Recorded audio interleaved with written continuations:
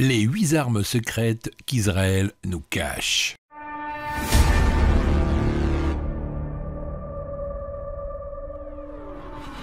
Yo, hello mes chers amis intello, suite à vos commentaires sur la dernière vidéo, 10 pays impossibles à envahir, beaucoup de personnes m'ont demandé de faire une vidéo sur les armes ultimes que nous cache Israël. Bah on l'a fait, et oui, et l'arme secrète qu'on a classée numéro 1 va vous ébranler.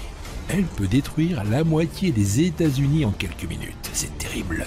On publie chaque jour de nouvelles vidéos, alors abonnez-vous si ce n'est déjà fait et activez la cloche de notification pour recevoir les prochaines vidéos. N'oubliez pas de nous laisser un max de j'aime, comme d'habitude, on vous fait confiance. Allez, on est parti. Arme secrète numéro 8, le système de défense antimissile Dôme de fer. Ce système est le premier dans son genre. En termes de vitesse, de précision et de capacité, il n'existait aucun autre système équivalent dans le monde avant son déploiement. Chaque batterie individuelle est totalement mobile et comprend une station radar, une unité de contrôle de l'armement et le principal, une unité de lancement de missiles.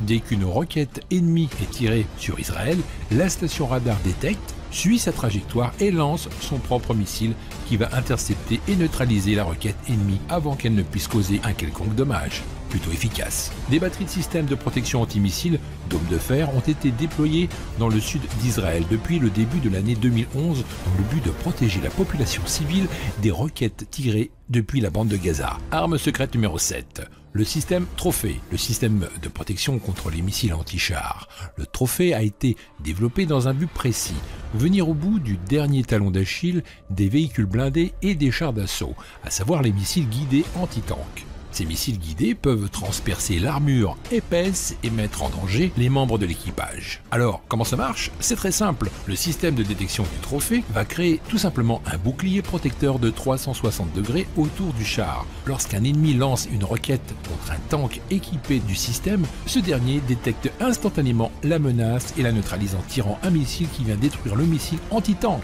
Bon, vous m'avez suivi là? Ok, on continue. Arme secrète numéro 6. Le système Highball. Un terroriste se cache dans un bâtiment. Les soldats qui viennent l'arrêter ne savent pas à quel endroit de l'immeuble il se trouve et si il est vraiment seul. Un des soldats sort une petite boule noire et la lance à l'intérieur du bâtiment. Après quelques secondes, la boule se stabilise et transmet une vue à 360 degrés. C'est exceptionnel. Ils peuvent maintenant voir et entendre tout ce qui se passe à l'intérieur et avoir toutes les informations nécessaires pour entrer dans la maison en toute sécurité et arrêter le terroriste avec succès. Elle est un petit peu plus grande qu'une balle de tennis et équipée d'une caméra infrarouge. Le Highball améliore considérablement la performance des soldats. Arme secrète numéro 5. Le missile Tammuz. L'armée israélienne a dévoilé son missile, développé par l'entreprise Rafael et opérationnel depuis les années 1980, mais qui avait été gardé sagement secret. Il a été utilisé pour la première fois pendant la deuxième guerre du Liban. Le missile peut être contrôlé à distance jusqu'au moment de l'impact et fait preuve d'une grande précision dans la grande majorité des cas. Il a une portée de 20 km et voyage à une vitesse de 220 mètres par seconde. En silence, permettant de prendre l'ennemi par surprise, le missile peut également être utilisé contre des cellules et des sites d'activité terroristes. La capacité du Tammuz vient de son principal avantage, il peut atteindre aussi bien les cibles statiques que les cibles en mouvement.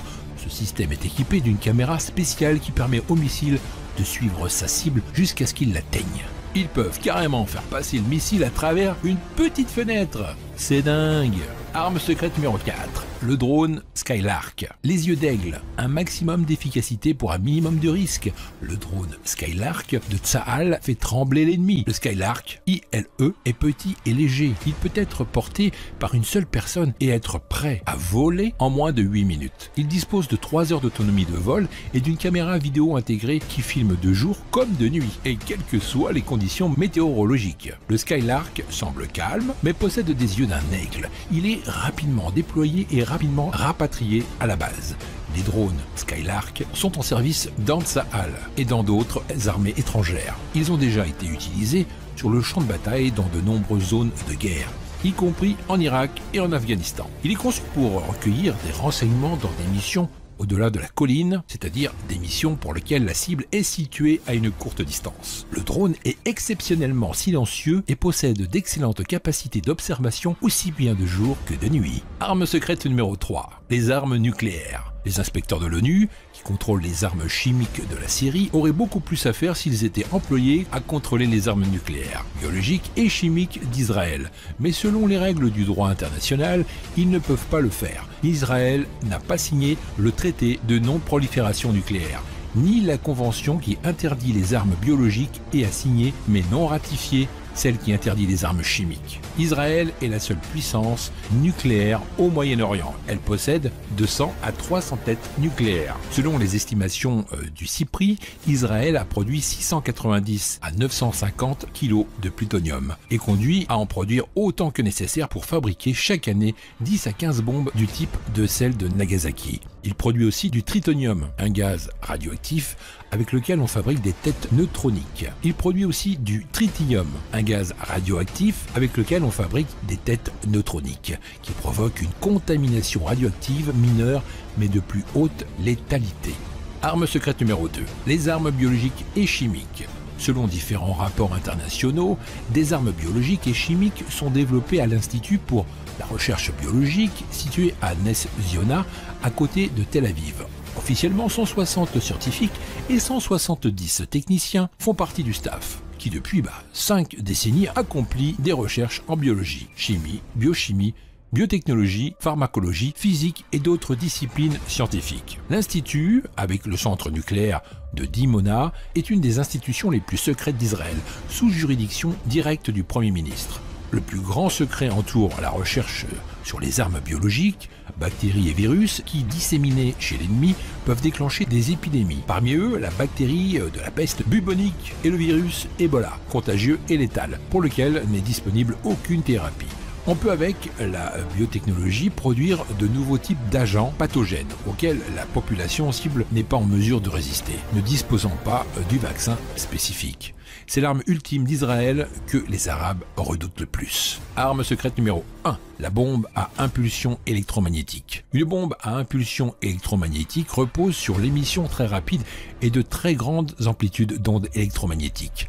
Ces ondes peuvent être la conséquence de l'explosion d'une bombe atomique de très forte puissance ou générée par un dispositif conventionnel. Ce type de bombe électromagnétique enduit un courant électrique et un champ magnétique au niveau du sol, libérant une puissance de plusieurs gigawatts sur un large spectre de fréquences. Par exemple, une explosion de 100 kilotonnes à 100 km d'altitude générerait des ondes destructrices sur une surface équivalente à la moitié des USA. Pour votre information, la bombe lancée sur Hiroshima faisait seulement 12 kilotonnes et les bombes actuelles font plusieurs mégatonnes. Imaginez, c'est vraiment du lourd, mes amis. Ça voudrait dire qu'une seule explosion d'une bombe tsar sur une altitude de 110 km pourrait détruire tout appareil qui est créé à base de transistors. Voilà, on a encore appris plein de choses aujourd'hui. On arrive à la fin de cette vidéo, j'espère que ça vous a plu. Partagez-la avec vos amis, Facebook, Twitter et les autres réseaux sociaux. Et oui, je me répète.